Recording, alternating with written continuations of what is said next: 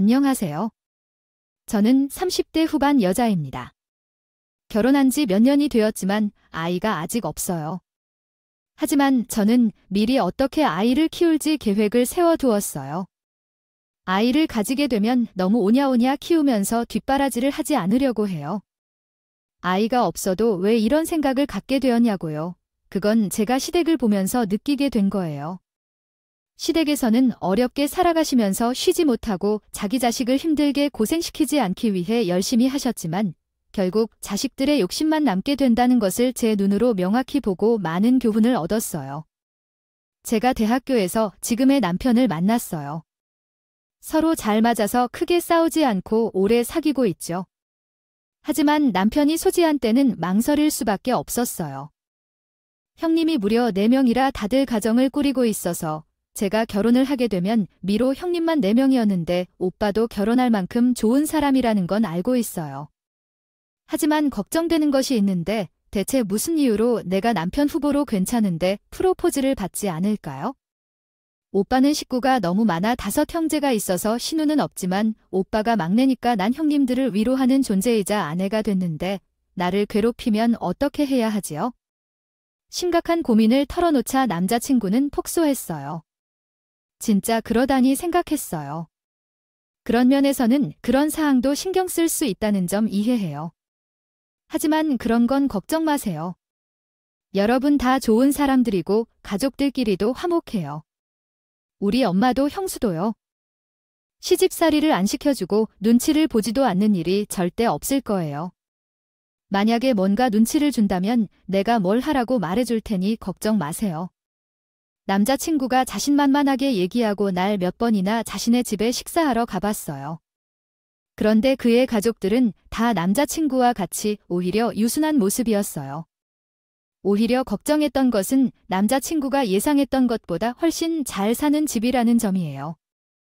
알고 보니 서울 한복판 부자 동네에 마당이 있는 단독주택에 사는 도련님이었거든요. 남자친구가 너무 아끼며 허세를 부리지 않는 스타일 때문에 몰랐던 거였어요. 오빠가 부자라니 나는 그동안 생각도 못했네. 못 살 거라고 생각한 건 아니었지만 그냥요. 나는 우리 집이 나처럼 평범한 집에서 태어난 줄 알았어. 그런데 오빠네 부모님은 우리 집을 싫어하지 않아. 우리 집은 진짜로 평범해도 너무 평범해. 아니야, 전혀 그런 건 없어. 우리 부모님은 진짜 자수성가한 스타일이거든. 2분 다 일찍 돌아가신 부모님을 여셔서 나는 할머니, 할아버지를 본 적도 없어. 그래서 우리 부모님은 오히려 부모의 배경이 중요하다고 생각하는 것도 전혀 없어. 어렸을 적에는 잘 살지 못하셨어. 중학교에 들어갈 때쯤부터 점점 재산이 늘어났어. 아, 정말 2분 정말 아끼면서 열심히 사셨나 보다. 맞아. 결혼식도 제대로 못하셨고 돈이 없어서 지하 단칸방에서 신혼생활을 하셨대. 엄청 어려운 고비인데 자식들 뒷바라지 해주시는 데는 아끼지 않으신다. 신혼생활이 힘들어서 한이가 되었다고 하셨는데 풍족하게 지원을 해주셨다고 하셨어요. 그리고 며느리들도 형편이 어려워서 혼수를 잘못해와도 구박 같은 것은 절대 하지 않고 엄청나게 잘해주신다고 하셨네요. 그러니 그런 걱정은 마시고 오히려 혼수를 대충 해와도 너무 신경 쓰지 않으시고 집 한 채는 해주실 거라는 게 알게 되었어요. 시부모님 둘 다 일찍 여셨고 자수성가한 분들이셨어요. 남자친구의 이야기를 들어보니 부모의 사랑과 지원을 받지 못한 것을 물려주지 않으려고 노력하신다고 하셨어요. 처음에는 가족 수가 많은 것이 부담스러웠지만 이런 이야기를 듣고 결혼해도 괜찮을 것 같다는 생각이 들었죠. 시부모님들이 시집살이를 안 시키니 위로 많이 있는 형님들도 있었네요. 저한테 그렇게 박하지 않을 거라고 생각했는데 오히려 제가 형님들과 차이가 많이 나서 귀엽게 여길지도 모른다는 생각이 들었습니다. 얼마 지나지 않아 이런 생각을 한절을 한심하게 여기기도 했지만 상견례까지 하고 결혼식 준비로 바쁜 친구 나나를 보내고 있었어요. 그런데 어느 날 모르는 번호로 전화가 왔어요. 여보세요. 안녕하세요. 미나 씨 맞으시죠? 저 예비 시댁 준식이 큰 영수님이에요. 전화를 받자마자 당황스럽게도 큰 형님이신 분이었어요. 살갑게 막내 동생이라는 형태로 불러주시면서 시간이 된다면 잠깐 카페에서 이야기할 수 있느냐고 물어봐 주셨어요. 그러면서 집안일로 급한 할 말이 있다고 말씀하셨습니다. 아직 결혼도 하지 않은 상태에서 시부모님도 아니고 형이 될 사람을 따로 만나기 부담스러웠지만 제가 결혼할 집안의 중요한 이야기를 해준다고 하셔서 무시할 수도 없고 궁금하기도 해서 약속을 잡아 나갔어요. 그 주 주말 오후 3시에 만나게 됐는데 첫 만남에 늦지 않기 위해 일부러 10분 일찍 도착했어요. 그런데 형이 저보다 먼저 오셨더라고요. 저는 책 잡히지 않으려고 최대한 예의를 갖춰서 인사를 드렸어요. 그러나 형이 전화해서 살갑게 되던 것과는 다르게 제가 의자에 앉자마자 갑자기 반말을 하시더군요. 예전에 집에 왔을 때 밥 한 번 먹고 이야기는 처음이네. 결혼 준비는 잘 되고 있는 것 같네. 오랜만이에요. 형님 요즘 정말 정신이 없어요. 일단 예식장을 알아보고 있는데 이것저것 조건에 맞는 곳을 찾기가 정말 어렵네요. 그래, 아직 예식장을 찾아다니고 있구나. 나랑은 다르게 요즘은 비싼 곳은 정말 어마어마하게 비싸다던데. 친구들을 보면 결혼할 때 대략 얼마나 들어야 하는지, 결혼한 지 이제 10년도 넘게 되었는데 금액이 어떤지 가물가물하네요. 일단 우리 결혼식 날짜에 비는 곳이 있다면 양과 어른들께 말씀드린 후 결혼식 예산을 잡으려고 해요. 너무 낭비하지 않으려고 꼼꼼히 찾아보고 있어요. 금액은 아직 제가 정확히는 모르겠네요. 근데 요즘 젊은 사람들이 결혼할 때 돈을 많이 든다던데 그만큼 돈이 있다면 할 돈은 있어요. 우선 우리 형편에 맞춰서 결정하고 있어요. 그리고 조금 부족하면 저희 부모님께서 도와주신다고도 했고요. 아, 부모님도 도와주신다. 근데 우리 막내 동수한테 내가 이런 말을 해도 되는지 모르겠지만 다름이 아니라 꼭 시댁에 대해서는 할 말이 있어서 보자고 했어. 제가 돌려서 말하는 스타일이 아니라서 단도직입적으로 말할 거예요. 전에 시집 올 때 금전적으로 너무 기대하지 마세요. 그렇게 돈 많은 집은 아니거든. 안전하게 지내자. 반말하면서 돈 이야기를 꺼내는 큰 형님을 보고 좀 어이가 없었어요. 게다가 제한테 결혼 준비에 대해 질문하기 했지만 대답을 듣거나 말거나 하면서 자기가 할 말만 해 되더라고요. 네 말이야. 우리 집도 마찬가지예요. 잘 사는 집은 아니라서 혼수 조심스럽게 가려고 해. 그래서 딱히 시댁의 금전적인 지원에 기대하지 않아요. 그래, 나도 그렇게 생각하고 있어서 다행이야. 시댁집이 아무래도 서울 한복판 비싼 동네에 있어서 다른 생각을 할 수 있겠다 해서 걱정이 돼. 기대가 크면 실망도 크다는 법이니까 걱정은 해주고 싶어서 말해주는 거야. 그런데 오랫동안 시댁에 돈이 없다는 이야기를 계속하시고 있었죠. 더 황당한 건 그날 오후 3시에 만난 후 오후 7시까지 진행된 것 같아. 그 형님과 얘기하고 있는데 자신이 둘째 형이라며 한 여자가 앉아서 똑같은 이야기를 하고 있었어. 그 얘기가 끝나고 나서 자신이 셋째 형이라며 또 다른 여자가 나타났어. 그 후에는 넷째 형님도 모여서 결혼 전에 시댁 돈을 빼가지 말라고 경고하는 말을 했던 건지 모르겠지만 그날 시댁에서 벌어진 이야기는 참 이상했어. 형제들을 만나게 되었고 모두가 저에게 결혼 시에 금전적인 지원을 바라지 말라고 이야기했어요. 집안에서 자녀가 많아 돈을 나눌 수 없다는 이유로 욕심을 내면 안 된다고 반복하셨죠. 저는 처음부터 시댁의 돈에 흥미가 없었는데 이날 형님들 덕분에 시댁 재산에 대한 염려를 완전히 버리게 되었어요. 부모님께는 이 사실을 전하면 안 될 것 같아서 우선 남자친구에게 전화해서 그날 있었던 일들을 말해주었어요. 오빠는 형수님이 진정 좋은 분들인지 의심스러워 보인다며 내 생각엔 결코 아닌 것 같아 이윤하셨어. 아, 그런 거야? 왜 그런 생각이 드는 거니? 지난번에 함께 식사했을 때 보니 너도 그들을 좋아한다고 말했잖아. 왜 갑자기 이런 얘기를 하는 거야? 무슨 일이 있었던 거야? 저는 큰 형님이 저에게 전화해서 알려줄 거예요. 만나자고 했던 것부터 카페에서 있었던 일까지 하나도 빠짐없이 다 말했어요. 그랬더니 남자친구가 한숨을 푹 내쉬더니 아직 결혼하기도 전인데 형수님들 너무하시네. 너를 불러서 시집살이 시키는 것도 아니고 내 시간이나 그런 소리를 하셨다고 자기네 돈도 아니고 우리 부모님이 해주면 해주시는 거지. 왜 이렇게 말이 많은지? 자기네들은 결혼할 때 물론이고 지금까지도 지원 팍팍 받고 있으면서 혹시 집에 무슨 문제라도 있는 거 아니야? 이렇게까지 말씀하실 정도면 부모님 사업이나 부도 난다든지 아니야. 절대 우리 부모님 망하지 않아. 그건 걱정하지 마. 근데 사실 나한테도 우리 결혼할 때 지원해주기 힘들다고 말하더라고. 자기네들은 엄청나게 지원받습니다. 받았으면서 나에게 그런 말을 했기 때문에 대판 싸웠어. 형들이 결혼할 때 지원받는 것처럼 나도 결혼할 때 지원받을 거라고 그러더니 너에게 연락이 왔어. 미안한데 알고 보니 남자친구에게도 형들이 결혼할 때 지원은 없을 거라고 했나 봐. 그래서 한참을 싸웠대. 자기도 자기가 있으니까 혹시 몰라서 저한테 경고하려고 하더군. 결혼 전부터 이런 문제가 생기다 보니 결혼해서 잘 살 수 있을지 의문이 생겼어. 하지만 다행히 그 이후로는 시댁 사람들에게 따로 연락이 오진 않았어. 결혼을 하기로 하고 준비를 하고 있었는데 예비 형님들에게 들었던 그대로 시댁에서는 원망이 없었어. 우리 집은 그냥 평범한 것이었어요. 보통 집안에서는 다른 사람들이 해야 할 일만큼 해야겠다는 생각이었는데 남편 집에서는 집은커녕 전세금조차 보내주지 않을 뿐만 아니라 결혼식장 비용까지 우리 부담하라고 말하셨어요. 아버지께 우리가 사회초년생이라 모아둔 돈이 하나도 없다고 좀 돈을 지원해 주실 수 있냐고 말해도 눈 하나 깜짝하지 않으셨습니다.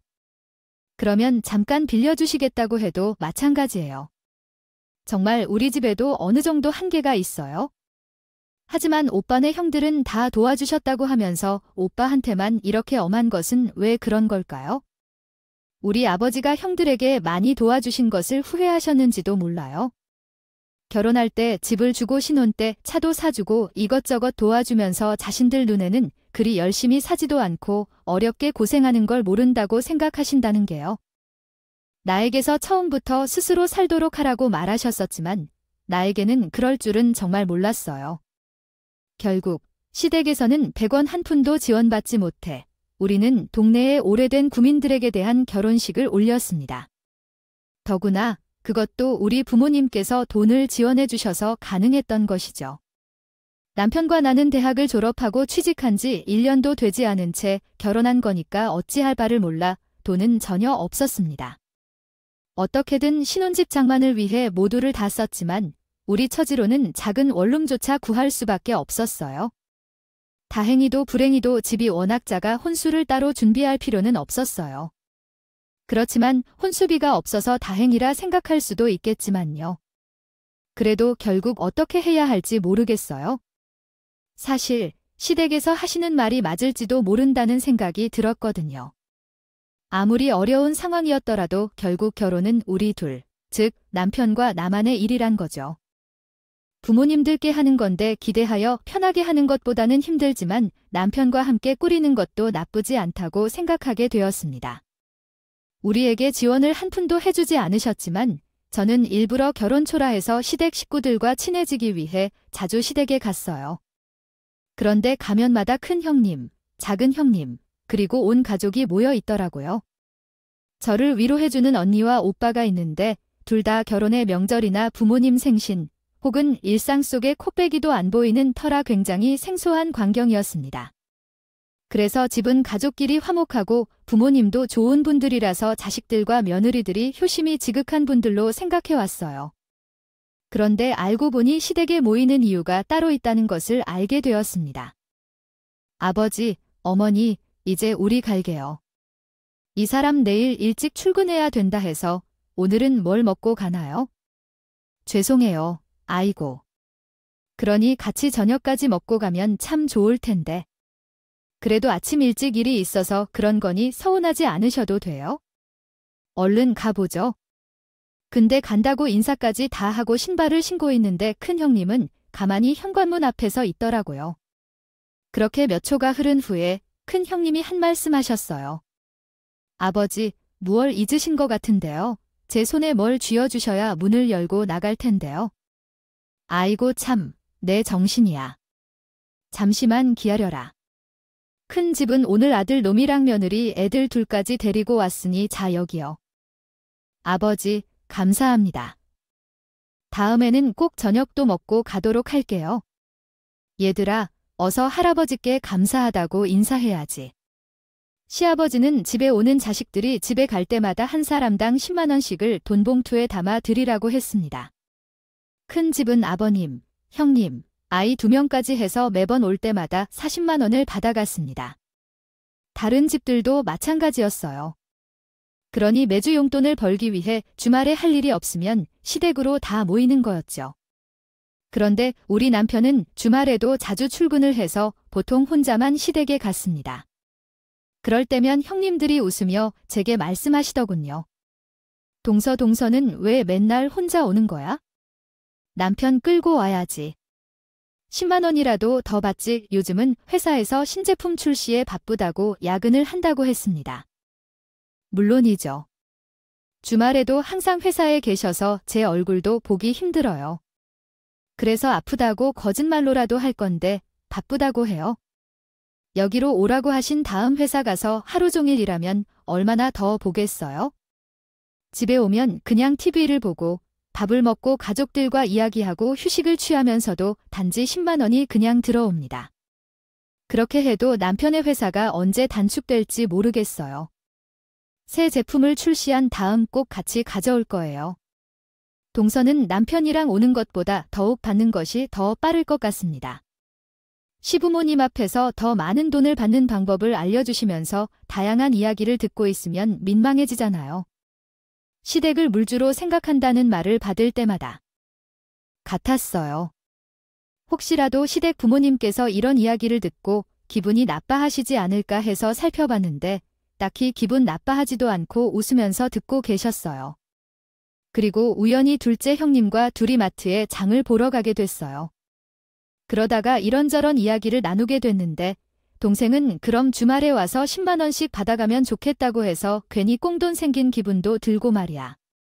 그렇죠. 그냥 시댁에 인사하러 왔는데 돈을 주시니 사실 예전에는 돈을 더 주셨는데 요즘은 머리당 10만 원인데 예전에는 가족들 다 모이면 100만 원씩 주셨다고 하고 시댁도 요즘 경기가 어려워서 돈이 없다고 하시면서 줄이고 계신데요. 아, 그럼 시댁 부모님들 요즘에는 경제력이 예전보다 많이 줄어드나요? 보아요. 전 전혀 몰라요. 지금 서울에는 빌딩이 많이 있어서 월세로 생활하시는 분들이 있는데 그게 정말 괜찮다고 합니다. 시부모님 집에는 돈에 대해 잘 말하지 않으니까 걱정할 필요 없어요. 시아버지가 어떤 이야기를 해주셨는데 예전에는 그렇게 잘 살지 못하셨다가 열심히 일해서 돈을 모아서 평범한 집을 사셨다고 합니다. 그런데 거기가 갑자기 개발되면서 돈을 벌게 되었고 그 돈을 부동산 투자로 하셨는데 매번 대박을 쳐서 돈을 벌었다고 합니다. 도대체 돈 주는 것을 왜 줄였는지는 모르겠지만 돈이 없다는 것은 핑계일 뿐이에요. 그리고 돈이 엄청 많으시니까 시부모님도 칭찬을 하셨다고 합니다. 장난을 이쁘게 하거나 하는 것도 없고 그냥 자신들끼리 잘 지내시는 것 같아요. 자식들에게 그만큼 잘해주신다고요?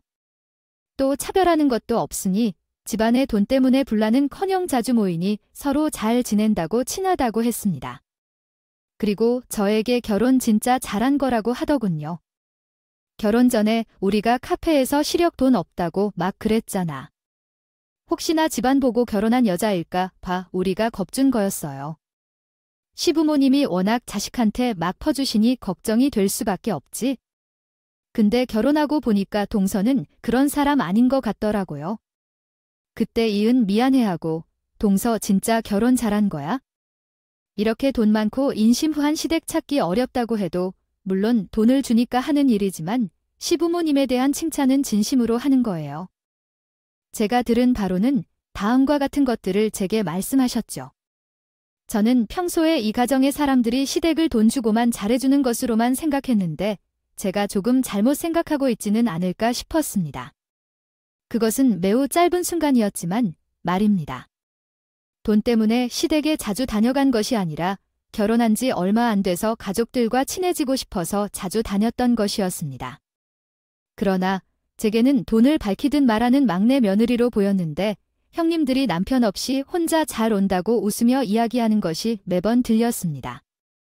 하지만 크게 소리내고 싶지 않아서 그 아이를 무시하려 했었죠. 그리고 결정적인 일이 벌어진 날이 왔습니다. 그런데 너희 아이는 언제 가질 거냐? 혹시 너희도 그 딩크족인가 머시기 없이 산 부부야? 어머니, 딩크족이라는 말도 아세요? 저희는 그건 아닌데 아직 아이 생각은 없어요.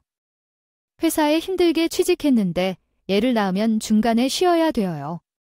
복직해도 승진도 잘 안 되고 말이에요. 일도 재밌기도 해서 당분간은 안 나오려고 해요. 그리고 아직 원룸이라 빨리 돈을 모아서 넓은 집으로 이사 가고 싶기도 하고요.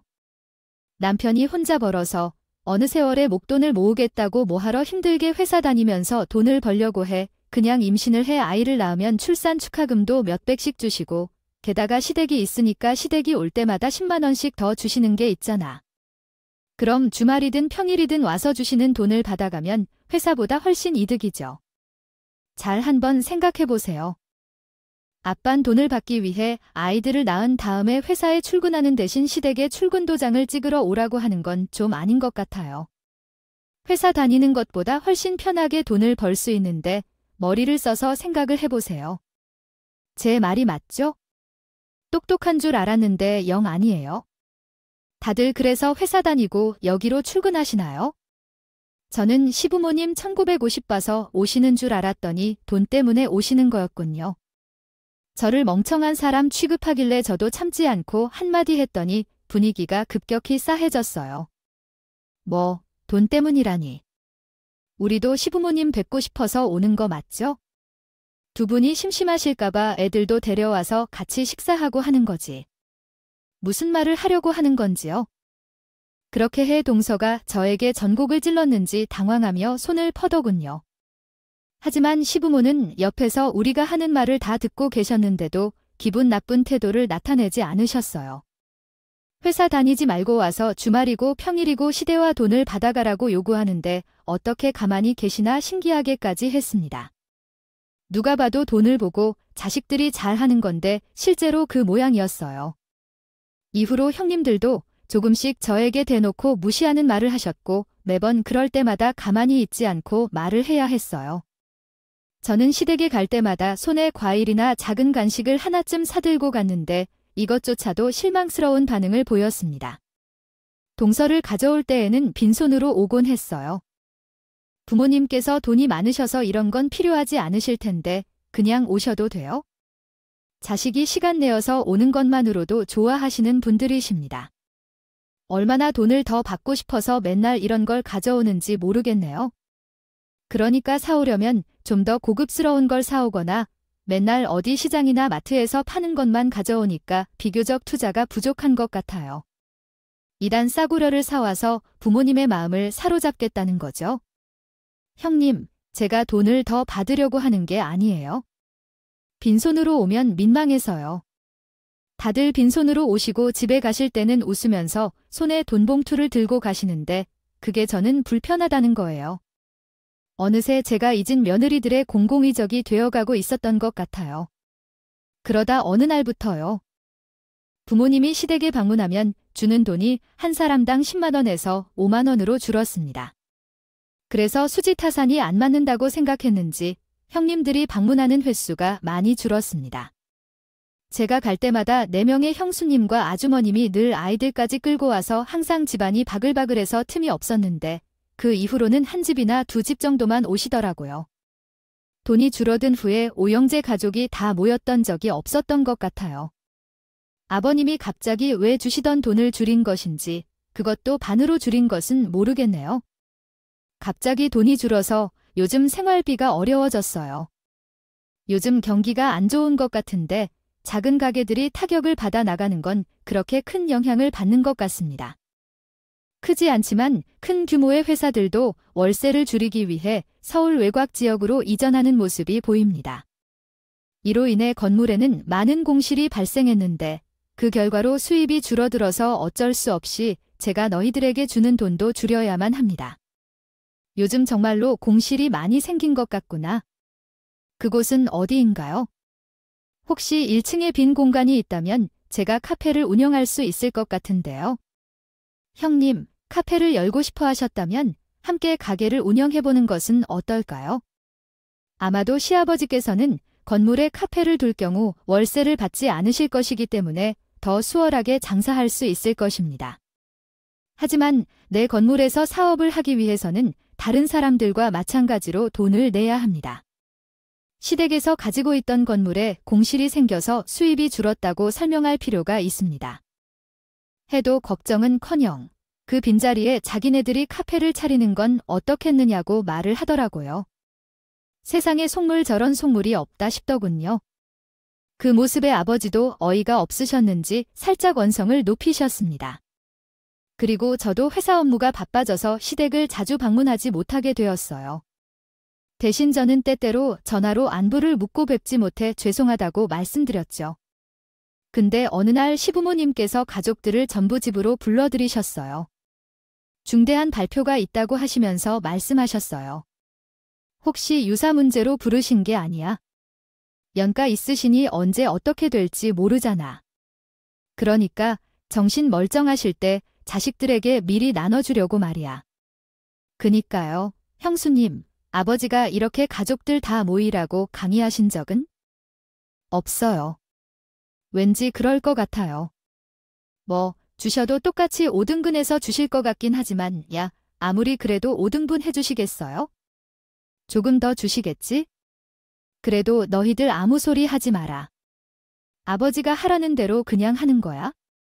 거실에 오랜만에 모인 가족들은 여전히 돈돈거리고 있더라고요. 저랑 남편은 고개를 절레절레 하면서 이야기에 끼지 않으려고 핸드폰을 보는 척하고 있었어요. 조금 뒤 시부모님들이 안방에서 나오셨고요. 오랜만이네. 이렇게 가족들이 다 모인 건 말이다. 다름이 아니라 내가 오늘 꼭 너희들한테 기니 할 말이 있어서 오라고 해서 시아버지는 엄청난 중대 발표라도 앞두신 것처럼 굉장히 근엄하게 말씀하셨습니다. 나는 어릴 때 부모님을 잃어서 정말 힘들게 살았어요. 엄마도 마찬가지였어요. 같은 아픔을 안고 있는 사람끼리 결혼해서 서로 위로하고 힘을 실어주며 정말 열심히 살아왔습니다. 이 자리에 이르기까지 힘들었던 것들은 후세에게 넘기지 않으려고 뒷바라지도 열심히 했죠. 그 결과로 너희들은 이제 내가 도와주지 않아도 잘 살아갈 수 있을 것 같아요. 그래서 나는 내가 죽으면 내 재산을 사회에 기부할 것입니다. 돈은 없지만 능력 있는 젊은이들을 돕기 위해서요. 시아버지는 장황하게 이야기를 늘어놓으며 그간 살아온 삶과 자식들을 키우고 뒷바라지한 이야기를 했기 때문에 앞으로는 더 이상 지원해주지 않겠습니다. 없어지고 남은 재산은 유산으로 물려주지 않고 사회에 환원하시겠다고 선언하셨습니다. 무슨 말씀이세요? 그 많은 돈을 사회에 환원하다 저희도 살기 힘들어요. 대체 자식들이 이렇게 많은데 다른 누구에게 돈을 준다는 건가요? 아버지, 저희는 이번에 새로 이사하면서 대출을 받았는데 갚으려면 한참 멀었어요. 저희도 아버지도 도움이 필요해요. 모르는 사람에게 돕지 마시고 자식부터 좀 도와주세요. 우리가 너희들을 충분히 지원해줬다고 생각합니다. 결혼할 때 집 한 채씩도 해주고 애 키운다고 교육비, 생활비를 다 해주었고 다시 한번 생각해봐야 합니다. 우리가 너희를 부족하게 키웠는지 미비한 점이 오랫동안 심사숙고한 결정이니까 토닝을 해줄지요. 말하지 마세요. 시아버지의 선언에 모여있던 자녀와 며느리들이 여기저기서 불평을 터뜨렸어요. 그러나 시아버지와 시어머니는 한 번도 눈 하나 깜빡하지 않으셨어요. 그때 조용히 있던 남편이 한마디를 해요. 아버지, 우리에게는 아무것도 주지 않으셨으니까 조금이라도 주세요. 순간 갑자기 조용해지더니 모든 사람들의 시선이 남편을 향했어요. 무리해서 생각해봐도 저는 지원을 부족하게 받은 것 같아요. 형제들은 할 때마다 집안 채식을 해주셨지만 우리는 100원도 못 받았잖아요. 덕분에 어머니와 아버지처럼 단칸방에서 신혼을 시작했고요. 내가 없어서 출산 축하금이나 교육비도 못 받았어요. 그러니까 우리는 뒷바라지를 좀 더 해주셨으면 합니다. 그런 점을 명심해주세요. 머리가 왜 이래? 뒷바라지를 해주려면 모든 것을 다 해줘야지. 너만 더 받으려고 하는 건 왜 그러는 건데?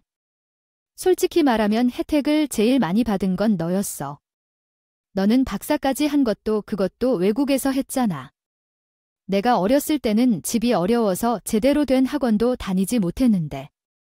아주버님 박사 과정은 우리 남편이 열심히 노력해서 이룬 거고요. 돈이 있기 때문에 졸업장을 얻는 게 아니라고요. 아주버님 막내 동생이 왜 관여하느냐, 가족이 된 지 얼마나 됐다고 벌써부터 돈을 빼먹으려고 그러는 건데. 너희가 돈 없이 결혼한 게 잘못이야. 아니면 너희 부모님에게 돈을 달라고 해서 그랬어야지. 왜 너희가 원룸에 살고 있는 게 이상한지. 저희가 하고 싶은 말을 하고 있는데 남편은 아주머님들께서 저는 형님들에게 집중 공격을 받기 시작했어요. 아무래도 시부모님께 화난 것들을 다 저희에게 돌리는 모양새였습니다. 저보다는 형님들이 더 돈 밝히지 않으신가요? 다들 시댁에서 돈 주니까 매주 그렇게 모이더니 돈 줄었더니 잘 계시는지 안부 인사도 안 드리면서 누가 누구를 함부로 말씀하시는 거예요. 이날 가족 모임은 완전 아수라장이었습니다. 시부모님이 말리라 했지만 역부족이었어요. 그리고 이후로 가족들이 모이는 일도 없었고요. 그러다 어느 날 회사에서 있던 낮 시간에 연락을 받게 됐어요. 큰형님이 시아버지가 쓰러져서 병원에 입원하셨다고 말씀하시더라고요. 저는 곧장 남편에게 연락했더니 이미 시아버지가 입원했다는 걸 알고 있었어요. 그런데도 남편은 한숨을 푹 쉬고 저에게 신경 쓰지 말라고 하는데 자신은 지방으로 출장을 온 상태라서 병원에 갈 수 없다고 했어요. 어차피 내가 갈 상황도 아니고 형님들이 알아서 할 거니까 받은 돈이 얼마냐. 당신도 어차피 바쁘잖아. 우린 빠지자. 회사에 바빠서 못 간다고 해. 여보, 무슨 말이 그래? 다른 사람도 아니고 당신 아버지가 아파서 병원에 입원하셨단데. 혹시 저번에 아버님이 상속 문제 말씀하신 것 때문에 지금 이러는 것 같아서 남편은 한숨만 쉬고 대답은 하지 않았어요. 아니, 그래도 그렇지 자기 부모가 아픈데 빠지냐고요. 한호. 그나마 우리는 아주버님과 형님들처럼 속물로 살지 말자고 그렇게 말했었는데 난 어차피 못 가는 속물이라 안 가는 게 아니고 지금 지방 출장 중이라 못 가는 거야. 제가 남편의 아픈 마음을 찌르는 말을 하자 갑자기 짜증을 냈어요. 저도 잠시 가지 말까 하는 생각이 들었지만 그래도 시아버지가 아프신데 저까지 안 가면 나중에 형님들한테 한 소리 들을 것 같더라고요. 아무리 그래도 속물인 그 사람들에게 손가락질 받기 싫었고 뒷감당하기 힘들 것 같아서 그냥 병원 가야겠다. 당신이 출장 가서 못 갔다고 말씀드릴 테니까 출장 끝나면 꼭 병원에 와야 해. 나는 남편에게 서울로 올라오면 꼭 병원에 가라고 권해주어야 해. 신신당부하고 전화를 끊은 다음 바로 병원에 가고 싶었지만 중요한 미팅이 있어서 그것만 끝내고 반차를 사용하여 병원으로 달려갔습니다. 연락을 받고 한참 후에 도착한 것이기 때문에 제가 가장 늦지 않을까 걱정했었습니다. 아버님은 어디가 어떻게 편찮으신지 걱정되었지만 어떻게든 빨리 가기 위해 노력했습니다. 제가 연락을 받은 후 즉시 오고 싶었는데 중요한 미팅이 있어서 그것을 마치고 병원에 갔습니다. 병실 문을 열자마자 늦어서 죄송하다고 말했고 시아버지의 안부를 물었더니 별다른 일이 없다고 하셨습니다. 병실을 둘러보니 다른 가족들은 없고 시아버지와 시어머니만 계셨습니다. 시아버지와 시어머니는 시무룩하게 앉아 있었습니다.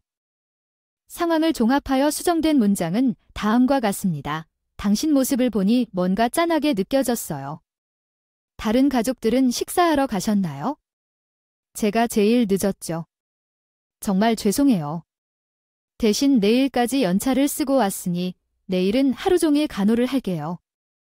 제 말씀을 들으신 시아버지께서는 한참이나 저를 물끄러미 쳐다보시더니 말씀하셨어요. 아니다. 내가 제일 먼저 왔어. 다른 애들은 하나도 안 왔다. 너는 뭘로 일찍 왔어? 너희들은 내 도움받은 것도 하나도 받지 않았는데 무슨 말이 그러세요? 아버님이 아프다는데 병원에 오는 게 맞죠. 저번에 함부로 말한 것 때문에 죄송하게 생각하고 있어요. 잊어주세요. 근데 아직 아무도 안 왔어요. 다들 급한 일이 있으신가 봐요. 저도 아무 도움받지 않은데 왔는데 다른 형님들도 기다리면 곧 오겠죠? 누가 올지도 모르는데 누구도 오지 않았네요. 아마도 아무도 오지 않을 거예요. 내가 제일 먼저 왔으니까. 미안해 할 필요 없어요. 그리고 나는 아프지 않아요. 저희가 테스트를 할 거니까 아이들이 왔을 때 말할 거예요. 일단은 비밀로 유지하고 있어야 해요. 시아버지는 자신이 아픈 것이 거짓말이란 이상한 이야기를 하셨어요. 아버님, 아프시지 않으셨어요. 진짜예요. 근데 병원에 계시는 이유가 무엇인가요? 그리고 테스트라는 말씀은 무슨 뜻이죠? 설명은 조금 이따 할게요. 다른 아이들이 온다 해도 넌 그냥 아무것도 모른다고 하고 가만 있어야 해요. 하지만 제가 와도 한참이 지나도 병실 문이 열리지 않았어요. 결국 시어머니가 다시 자식들에게 전화를 해서 시아버지가 위급하다는 내용을 전해야 했어요. 돌아와서 그렇게 되었어요. 그때쯤에는 한두 사람이 얼굴을 내밀었어요. 그때부터 아버님은 눈을 감고 자는 척을 하고 계셨어요. 시어머니는 가족들이 다 모여 잠깐 의사를 만나고 오겠다고 하여 병실을 비우셨어요. 계셔 위독하다고 하던데 주무시는 게 아니라 의식이 없으셔서 잘 모르겠어요. 저도 말씀이 없어요. 제가 왔을 때부터 아버님은 눈을 감고 침대에 누워 계셨어요. 다들 제게 아버지 상태가 어떻냐고 물어서 제가 말씀이 없어 잘 모르겠다고 피해서 됐죠. 그랬더니 한두 사람이 유산 상속에 대해 얘기하기 시작했어요. 근데 유산은 어떻게 되는 거야? 저번에 말씀하신 대로 진실을 사회에 복원하시는 건가요? 그런 이상한 소리는 하지 말아주세요. 어머니께서 아직 사시기 때문에 등에 넘어간 재산에 대한 사회의 환원은 어머님에게로 넘어가야 할 것입니다. 그래서 우리는 어머니를 모시며 살아야겠다고 말했습니다. 어머니를 모시며 살아야 한다는 거죠. 둘째 수박씨, 장남은 시어머니를 모시며 살아야죠. 아버지는 걱정하는 사람이 없고 다 산기만 했죠. 아프신다는 걸 말씀드리면서 슬퍼하거나 걱정하지는 않고 유산을 받았을 때 어떻게 처리할지 이야기하는 걸 듣고 계시다고 생각하니 마음이 좋지 않을 것 같아요. 그때 갑자기 아버지가 일어나셔서 소리를 지으셨어요. 나 아직 안 죽었다. 이것들아, 내가 아프다고 말하면 너희가 어떻게 대처할지 보려고 그냥 눈만 감고 있었어. 처음부터 끝까지 너희가 하는 모습을 지켜보고 있었어. 이야기를 들었다. 갑작스러운 상황에 모두 깜짝 놀라하면서 자신의 입을 틀어 막더군요. 오늘은 유산과 상속에 대해 문서로 남겨놓으려고 테스트를 좀 했다고 너희들에게 말하고 있는 소리를 듣고 내 마음을 정했으니 오늘은 진짜로 토달지 마라. 이제 곧 너희 엄마가 변호사를 데리고 올 거야. 말이 끝나기도 전에 시어머니가 별로도 변호사와 함께 들어왔습니다. 예전에 말한 대로 내가 죽으면 재산은 사회에 환원할 것이다. 전 재산은 아니고 막내 아들에게는 좀 줄 것이고, 아버지, 왜 그런 차별을 하세요? 왜 막내만 준다고 말씀하시나요? 나는 차별을 안 한다. 너희는 그간 많이 가져가지 않았어.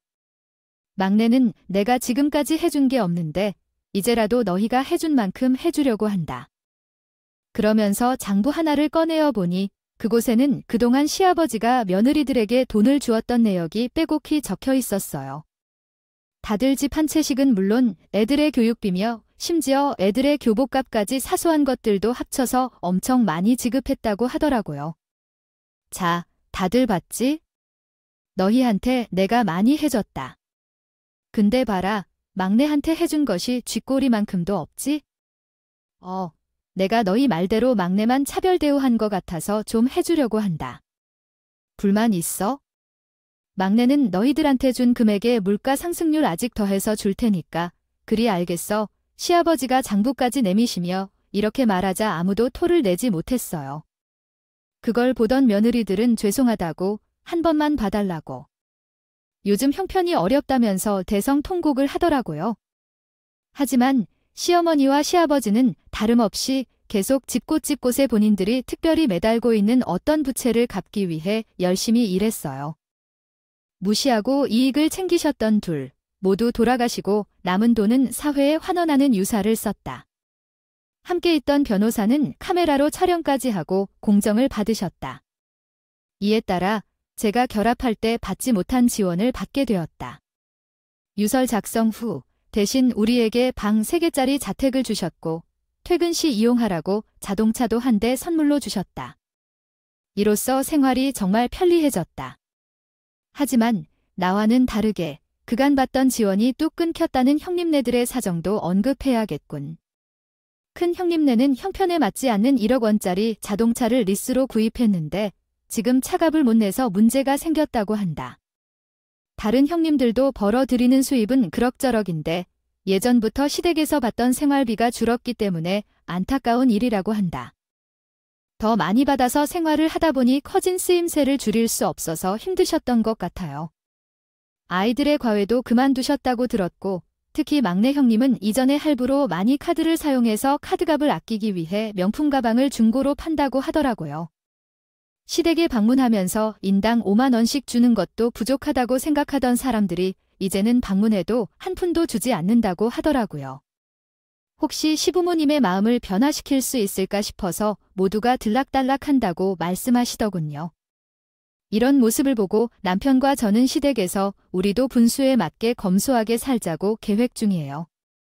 아이를 낳아도 적당히 힘들지 않도록 뒷바라지하자고 항상 다짐하고 있습니다. 이야기를 들어주셔서 감사합니다. 감사합니다. 오늘도 저희 채널을 방문해 주셔서 감사드립니다. 더 좋은 이야기로 찾아뵙겠습니다.